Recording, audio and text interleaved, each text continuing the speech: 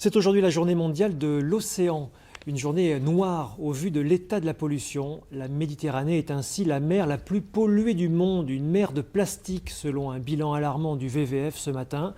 Alors quel est l'état de santé de nos côtes atlantiques? On en parle ce midi avec Florent Marcoux. Bonjour, vous êtes directeur général de Surfrider Fondation Europe en direct de Bayonne. La Méditerranée, poubelle de l'Europe, la situation est-elle aussi alarmante sur nos côtes en Aquitaine? Malheureusement, je dois vous dire que oui, effectivement, même si on n'est pas face à une mer fermée, mais plutôt un océan ouvert, je pense que vous n'êtes pas sans savoir que 80% des déchets que nous retrouvons dans nos océans, dans nos mers, viennent du littoral, viennent de l'intérieur des terres.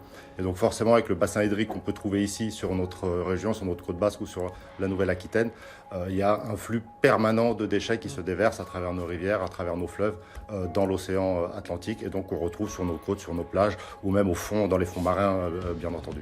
Alors Surfrider organise régulièrement des campagnes de sensibilisation et de ramassage des déchets. Quels sont ces déchets plastiques que l'on trouve sur nos côtes? Oui, effectivement, à travers notre programme Initiative Océane, qu'on mène depuis plus de 20 ans, on organise cette collecte de déchets qui est un prétexte pour se retrouver sur la plage et vivre une expérience. Et donc, prendre conscience de cette situation, de cette problématique, et puis surtout de la cause de ces déchets aquatiques, qui est évidemment à 100% une cause humaine. Et donc, on a une responsabilité à titre individuel. Et alors, quelles conséquences sur l'environnement? Oui, pardon. Voilà, on a réalisé 460 collectes, 430 mètres cubes de déchets qui ont été collectés. Et à travers la quantification qu'on peut réaliser, c'est-à-dire qu'on trie un certain nombre de ces déchets, on les quantifie pour justement essayer de prendre conscience de la situation sur nos côtes ici Aquitaine. Et on retrouve malheureusement le top 10 des déchets habituels, notamment les déchets plastiques. Donc on retrouve des bouteilles de plastique, des sacs plastiques, de l'emballage plastique. On retrouve également des bouchons plastiques, beaucoup de mégots, énormément de mégots de cigarettes, du polystyrène, du verre également. Voilà, c'est ces déchets plastiques qui sont aujourd'hui et qui inondent nos côtes, nos plages et nos océans. Comment lutter efficacement aujourd'hui contre la pollution plastique de nos océans, selon vous? Alors écoutez, je crois qu'il faut, on peut agir individuellement et on peut agir collectivement. Individuellement, je le disais, nous sommes, nous tous, citoyens, des acteurs majeurs de la pollution. Il faut qu'on prenne conscience de ça et qu'on change un certain nombre de pratiques, de comportements au quotidien. Arrêtez de jeter ces mégots par terre. Arrêter de jeter des cotons-tiges dans les toilettes, refuser pourquoi pas des pailles plastiques quand on nous les donne ou des gobelets plastiques, aller vers du réutilisable, utiliser une gourde pour se désaltérer quand on est en promenade plutôt que d'acheter des bouteilles en plastique. Donc il y a un véritable effort, tous individuellement, à faire pour changer nos comportements, nos pratiques de consommation. Ça, c'est l'action individuelle. Mais il y a aussi une action collective qui est majeure. Oui, faire en sorte qu'il y ait des évolutions au niveau du cadre réglementaire et au niveau des pratiques industrielles de certaines entreprises. Donc là, on peut, à travers des campagnes aussi médiatiques, à travers des consultations que nous, on peut réaliser auprès des citoyens, mettre la pression auprès de nos gouvernements et de l'Union européenne pour que le cadre réglementaire évolue. Merci Florent Marcoux, directeur général de Surfrider Fondation Europe en direct de Bayonne, donc à l'occasion de la Journée mondiale de l'océan. Merci bien. À la une, à l'occasion de la célébration de la Journée mondiale de l'océan, les étudiants de l'Institut halieutique et des sciences marines de l'Université de Tullihar se lancent dans l'élevage de corail. Objectif, préserver et régénérer le récif corallien. Le projet est soutenu et réalisé avec WWF et Blue Ventures. Un reportage de Marcella Ravlunzanaar sur les images de Joachim Ambroise.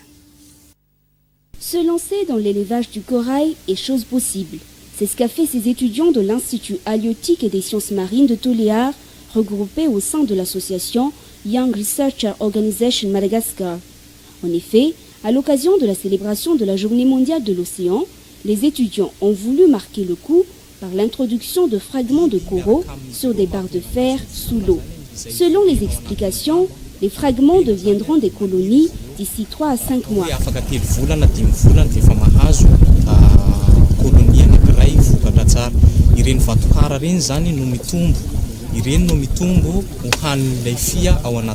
Ce projet vise à régénérer le récif corallien dans l'espace maritime de Tullihar qui, selon le constat, se dégrade petit à petit. Mais également, il vise à conserver les espèces marines qui s'y abritent. En effet, les coraux constituent une source de nourriture, un abri et une zone de reproduction pour plusieurs espèces marines. Sachez qu'un récif corallien peut rassembler plus de 200 espèces différentes. Cette initiative des étudiants de l'IHSM correspond aux objectifs de WWF et de l'ONG Blue Ventures. Sandra Haarsu de rappeler que Blue Ventures travaille déjà avec les pêcheurs locaux pour la conservation du récif corallien.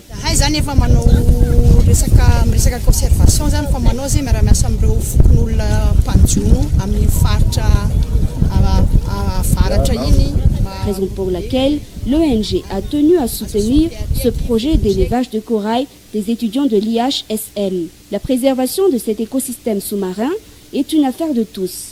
Un suivi et contrôle des fragments des coraux cultivés seront menés pour assurer leur développement.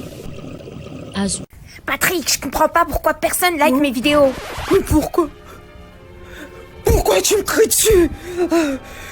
Comme si c'était de ma faute.